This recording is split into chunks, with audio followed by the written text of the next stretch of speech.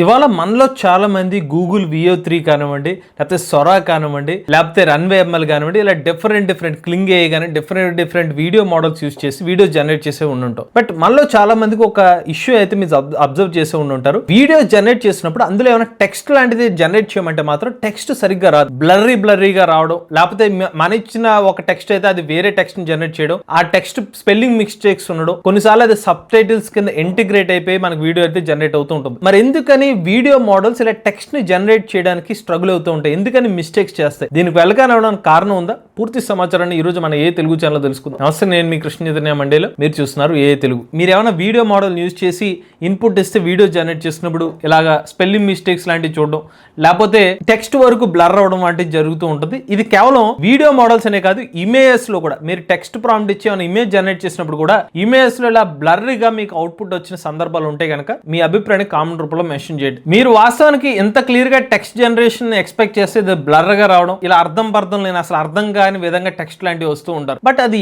ఎందుకు ఇలా జరుగుతుందో తెలియాలంటే అసలు ఈ వీడియో మోడల్స్ ఎలా ట్రైనింగ్ అవుతున్నాయో తెలిస్తే మీకు దాని వెనకాల ఉన్న సమస్య తెలుస్తుంది అనమాట. ఈ video models, text video generation models అన్ని కూడా డిఫ్యూజన్ మోడల్, ట్రాన్స్ఫార్మర్, ఇలా రెండు పద్ధతుల ద్వారా ఇది ట్రైనింగ్ అవుతాయి అనమాట. సో డిఫ్యూజన్ మోడల్లో noise addition, encoder, attention, noise removal అనే కొన్ని స్టెప్ బై స్టెప్ ప్రాసెస్ ఉంటాయి. అసలు మనకి ఫస్ట్ ఇమేజ్ ఏదైతే ఉంటుందో, మీరు ఏదైతే చూస్తున్నారో ఒక వీడియో సంబంధించిన అవుట్పుట్ వస్తుంటుంది, అది ఫ్రేమ్ బై ఫ్రేమ్ ఇమేజ్ కింద ఫామ్ అయ్యి ఫైనల్ గా వీడియో రూపంలో వస్తుంది అనమాట. అయితే ఇక్కడ మన డిఫ్యూజన్ మోడల్ స్టార్టింగ్ నుంచి మాట్లాడుకుంటే ఇక్కడ మీకు స్టార్టింగ్ ప్రాసెస్ ఏముంటుందంటే, ఏ ఇమేజ్ అయినా ఫామ్ అవ్వాలంటే అసలు ఏమీ లేదు, అంటే నాయిస్ నుంచి మనకి ఇమేజ్ అయితే జనరేట్ అవుతుంది. మరి నాయిస్ నుంచి ఆ ఇమేజ్ ఎలా జనరేట్ అవుతుందంటే, మనకి ప్రీవియస్ గా ఈ గూగుల్ VO3 కానివ్వండి, లేకపోతే సొరా కానివ్వండి, లేకపోతే రన్వే ML, ఇలా వీళ్ళందరూ మోడల్స్ ని ట్రైన్ చేసినప్పుడు డేటా ఇస్తారు, ఇమేజెస్, వీడియోస్, ఈ డేటా అంతా కూడా దాన్ని ఇది రెఫరెన్స్ గా తీసుకుని నాయిస్ నుంచి వీడియో జనరేట్ చేసుకుంటూ వెళ్తుంది. అలా నాయిస్ నుంచి వీడియో జనరేట్ చేసుకునే ప్రాసెస్ లో ఏమన్నా ప్రాబ్లం ఉంటే దాని నుంచి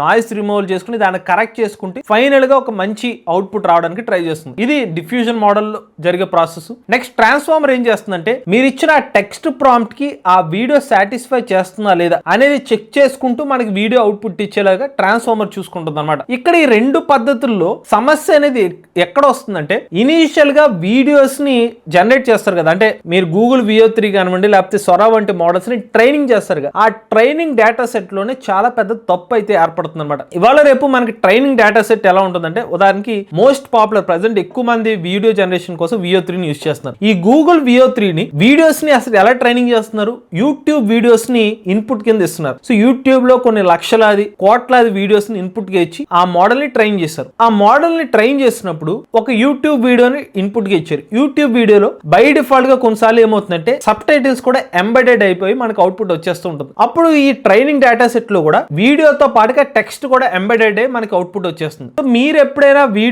టెక్స్ట్ వీడియో జనరేట్ చేసినప్పుడు పలానా టెక్స్ట్ నా వీడియోలో రావాలని మీరు చెప్పినప్పుడు ఏమవుతుందంటే అది ఒక సబ్ టైటిల్ కింద వచ్చేస్తుంది. దానికి కారణం ఈ మోడల్ ట్రైనింగ్ అయిన టైంలోనే ఓకే వీడియో మీరు జనరేట్ చేసినప్పుడు ఏదైనా టెక్స్ట్ ఇచ్చామంటే అది సబ్ టైటిలే అని అనుకుంటుంది. ఎందుకంటే ట్రైనింగ్ డేటా సెట్ లో అలాంటి వీడియోస్ ద్వారా ట్రైనింగ్ చేయడం వల్ల అదొక సమస్య అయితే ఉంది. సో మనకి ఇందాక చెప్పినట్టుగా ఫస్ట్ సమస్య ట్రైనింగ్ డేటా ఇష్యూస్ అయితే ఒకటి ఉంది. ట్రైనింగ్ డేటా సెట్ లో ఒక సమస్య ఒకటి ఉండడం. నెక్స్ట్ క్యారెక్టర్ స్పేస్ కాంప్లెక్సిటీ అనే ఒక ఇష్యూ ఉంది. సో క్యారెక్టర్ స్పేస్ కాంప్లెక్సిటీ అంటే ఏంటంటే, వాళ్ళ మన టెక్స్ట్ అంటే ఏంటి, కేవలం మనకి ఇంగ్లీష్ అనే కాదు కదా, తెలుగు, తమిళ్, హిందీ, ఇలా చాలా భాషలు ఉన్నాయి. ఉదాహరణకి ఇంగ్లీష్ అంటే 26 ఆల్ఫాబెట్సే ఉంటాయి, బట్ తెలుగులో ఇంకా ఎక్కువ క్యారెక్టర్స్ ఉంటాయి. అలానే చైనీస్ భాషలో 36,000 పైగా క్యారెక్టర్స్ ఉంటాయి. దీనివల్ల మల్టీ మోడలింగ్ అనేది చాలా కష్టమైపోతుంది అనమాట. వీళ్ళు ఎవరైతే వీడియో జనరేషన్ మోడల్స్ జనరేట్ చేశారో ఈ టెక్స్ట్ మీద ఫోకస్ చేయకుండా మోస్ట్లీ ఈ గూగుల్ VO3 ఇలాంటి ఏ మోడల్స్ అయినా కూడా వీడియో ఫ్రేమ్స్ మీద, ఇమేజెస్ మీద ఫోకస్ చేయడం వల్ల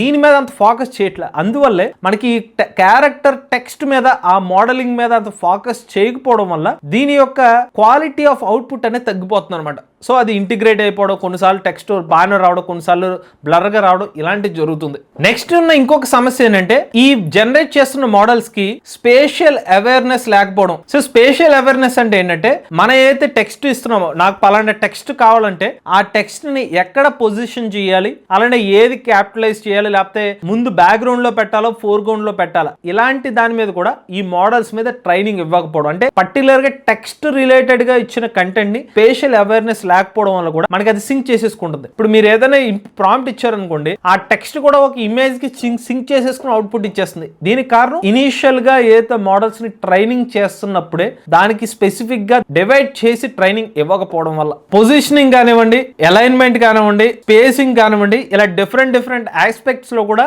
ఈ మోడల్కి క్లారిటీ లోపించడం వల్ల మన అవుట్పుట్ అనేది సరిగ్గా రావట్లేదు. టెక్స్ట్ వీడియో మీద టెక్స్ట్ రావడం అనేది. అలానే మనకి టెక్స్ట్ బ్యాక్గ్రౌండ్ ఇంటిగ్రేషన్ సమస్యలు కూడా వస్తున్నాయి. సో మనకి టెక్స్ట్ ఒకటి వచ్చింది అనుకోండి, అది డైరెక్ట్ గా ఆ టెక్స్ట్ బ్యాక్గ్రౌండ్ లోకి కలిసిపోవడం, లేకపోతే ఆ బ్యాక్గ్రౌండ్ కి టెక్స్ట్ కి అసలు ఎటువంటి సంబంధం లేకపోవడం.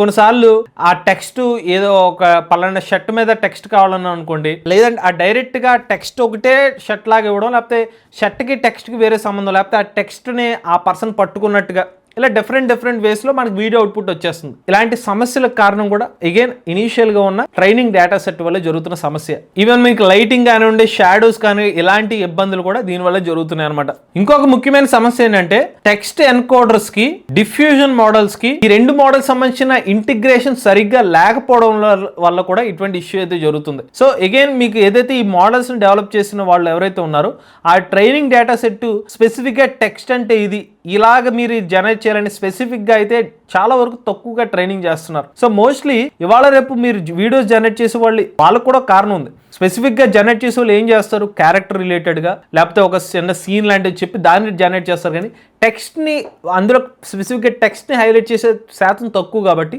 ఈ కంపెనీస్ ఎవరైతే ఈ మోడల్ జనరేట్ చేసే టైం ఉందో, అంటే వాళ్ళు ట్రైనింగ్ ఇచ్చే టైంలో కూడా దీని మీద ఫోకస్ చేయట్లేదు, దానివల్ల కూడా ఇష్యూ అయితే వస్తుంది. అలానే గూగుల్ VO3 సంబంధించిన లాంచ్ అయిపోయిన తర్వాత చాలా మంది యూజర్స్ ఒక ఇష్యూని అయితే ఫేస్ చేశారన్నమాట. ఏమని చెప్పారంటే ఆ పదాన్ని గెబ్బరీ సబ్ టైటిల్స్ అనే వస్తుంది. అంటే బై డిఫాల్ట్ గా వీడియో ఏమైనా జనరేట్ చేసినప్పుడు తెలియకుండానే కొన్ని టెక్స్ట్ యాడ్ అయిపోవడం, లేకపోతే వాళ్ళు ఏమైనా టెక్స్ట్ ఇస్తే దాన్ని సబ్ టైటిల్ ఫార్మాట్ లో వచ్చేస్తుందని ఒక ఇష్యూని అయితే హైలైట్ చేశారు. అగైన్ ఇది కూడా మీకు ఇనీషియల్ గా ఉన్న ట్రైనింగ్ డేటా వల్ల వచ్చిన ఒక ఇబ్బంది అనమాట. సో ఎప్పుడైతే ఇలాంటి ఇష్యూ రావడం వల్ల చాలా మంది యూజర్స్ మా క్రెడిట్స్ అయితే వేస్ట్ అయిపోతున్నాయి, సో మేము వీడియో జనరేట్ చేద్దాం అనుకుంటే ఇలాగా సరిగ్గా రావట్లేదు అవుట్పుట్, మళ్ళీ క్రెడిట్స్ వేస్ట్ అయిపోతే మళ్ళీ దానికోసం కొత్త క్రెడిట్స్ రావాలంటే మళ్ళీ డబ్బులు పే చేయాలని ఒక సమస్యని కంపెనీ వాళ్ళు కూడా హైలైట్ చేసిన పరిస్థితి. ఈవెన్ మీకు ఓపెన్ అయ్యే కంపెనీ వాళ్ళ సొరా మోడల్ కానీ రన్వే ML వాళ్ళకి కూడా సేమ్ ఇష్యూ అనమాట. టెక్స్ట్ సంబంధించిన రెండరింగ్ ఇష్యూస్ కానివ్వండి, బ్లెండింగ్ రిలేటెడ్ ఇష్యూస్ కానివ్వండి, కొంచెం కలరింగ్ ఇష్యూస్ కానివ్వండి, ఇలా డిఫరెంట్ ఇష్యూస్ అనేవి సిమిలర్ గానే ఈ మోడల్స్ యూజ్ చేసిన యూజర్స్ అందరూ కూడా ఫేస్ చేస్తున్నారు. సో మరి దీనికి ఏమైనా సొల్యూషన్ ఉందంటే కనుక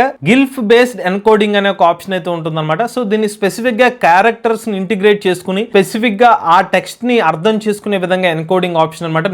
నెక్స్ట్ స్పేషియల్ కండిషనింగ్ అనే ఒక మెథడ్ యూజ్ చేయడం ద్వారా క్యారెక్టర్ అవేర్ ఎన్కోడర్స్, ఇలాంటి కొన్ని పద్ధతులను యూజ్ చేయడం ద్వారా ప్రెసెంట్ అప్పటికప్పుడు టెక్స్ట్ మీరు ఏమైనా ప్రాంప్ట్ ఇచ్చినప్పుడు కూడా ఈ ఎన్కోడర్స్ యూజ్ చేసుకుని మీరు స్పెసిఫిక్ గా అయితే ఆ టెక్స్ట్ అవుట్పుట్ ని కూడా వీడియోలో సరిగ్గా ఇంటిగ్రేట్ చేసుకునే అవకాశం అయితే ఉంటుంది. అలానే ఈ మోడల్స్ లో కూడా మన హైబ్రిడ్ అప్రోచ్ ద్వారా, అంటే కొంతమేరకు టెక్స్ట్ రిలేటెడ్ సంబంధించిన ఇష్యూస్ ని సాల్వ్ చేయడం కోసం ఆ టెక్స్ట్ రిలేటెడ్ కోసం సెపరేట్ పైప్ లైన్ యూజ్ చేయడం, క్యారెక్టర్ వీడియోస్ జనరేట్ చేయడం కోసం ఆల్రెడీ ఒక బేసిక్ గా వాళ్ళు వాడుతున్న అదే మోడల్ యూజ్ చేస్తూ టెక్స్ట్ కోసం స్పెసిఫిక్ గా ఆ టెక్స్ట్ అనే ఒక ప్రాంప్ట్ ఇచ్చిన వెంటనే వేరే ఎన్కోడర్ ను కూడా వాడుకునే విధంగా ఇంటిగ్రేట్ చేయడం ద్వారా కూడా దీని ఇష్యూని అయితే తగ్గించవచ్చు. బట్ ఓవరాల్ పర్స్పెక్టివ్ లో చూస్తే కనుక మేజర్ గా ఇష్యూ ఎందుకు జరుగుతుందంటే కనుక చాలా companies first in the market లోకి మా ఏ మోడల్ రావాలి అనే ఒక ఫస్ట్ కాన్సెప్ట్ వల్ల కొన్ని వాటి మీద కాంప్రమైజ్ అవుతున్నారు. టెక్స్ట్ అనేది ఇప్పుడు మొత్తం వీడియో జనరేషన్ పార్ట్ లో ఏది ప్రయారిటీ, నాకు హై క్వాలిటీ కావాలి, రియలిస్టిక్ కావాలి, ఇవన్నీ చెక్ చేసుకుంటే ఈ టెక్స్ట్ అనే కాన్సెప్ట్ లీస్ట్ ప్రయారిటీలో వస్తుంది. ఓకే,